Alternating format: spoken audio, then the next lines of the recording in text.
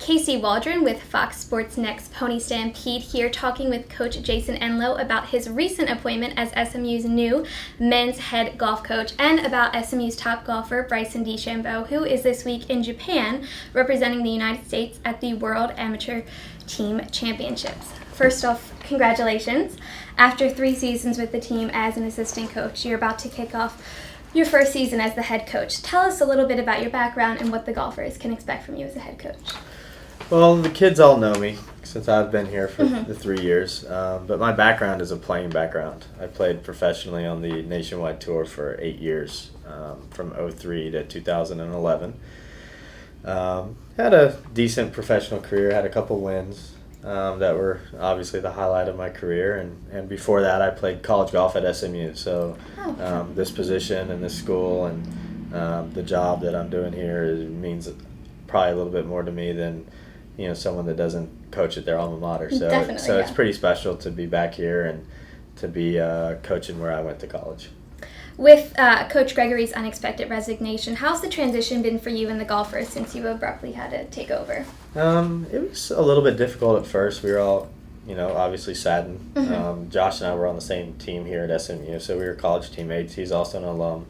So you never like to see something bad happen to any of your friends or anybody in particular. So the team and I, we struggled a little bit, but we're starting to work through it and kind of find out why it happened and why we're in the position that we're in, and that SMU had enough faith in me to kind of continue what Coach and I started 3 years ago.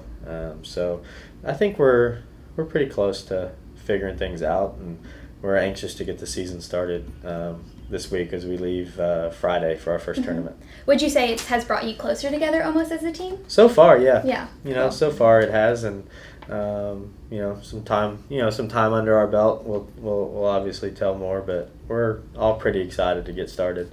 Definitely. You helped last year's team to win the inaugural American Athletic Conference Championship, advance to the 2014 NCAA quarterfinals, then to the NCAA championships, then where the team was in the lead for the final portion, right in the final round, and achieved the program's highest national finish since 1954. Following such a successful year for the team, one that really put SMU Golf back in national prominence, does that make your first year as a head coach daunting, or do you welcome that challenge? Well, I welcome it because I got basically the same team coming back. So, we lost a big part of our team, Harry Higgs. He graduated, but we have a couple freshmen and some of the kids from last year's team that didn't play as much that we hope are going to step in and fill Harry's role. And then we just we want to improve on what we did. So we're not going to rest on our laurels, and we're going to work hard and do the same things that made us successful last year, and hopefully we have similar results this year. So what would you say your biggest goal for the year is going to be? The biggest goal for the year is that we need to kind of focus on the process of just getting better, doing the right things, believe in each other, becoming a close-knit team, because we did bring in 3 new players, so we kind of got to get them acclimated to the way we do things. And I just want the kids to enjoy their experience here, and I want us to do well on and off the golf course and represent SMU the best that we can. Now let's talk about SMU's top golfer, Bryson, who's ranked 6th in the nation among college golfers and has had such an exciting summer. He represented the United States in the Palmer Cup in England, and as I said, this week is in Japan representing the United States again.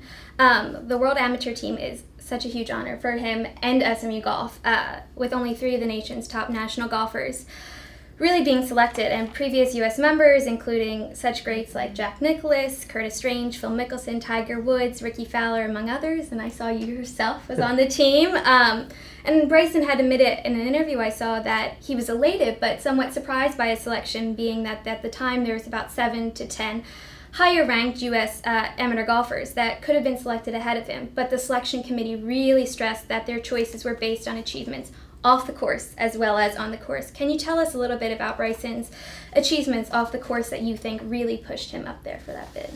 Well, Bryson, coming in as a freshman, as every freshman, they, kind of, immature and they just don't really know what to expect when they get to college. And Mm-hmm. Bryson has made me so proud by the improvements that he's made in his life, and his beliefs and the way he does things. And he's just become a remarkable young man.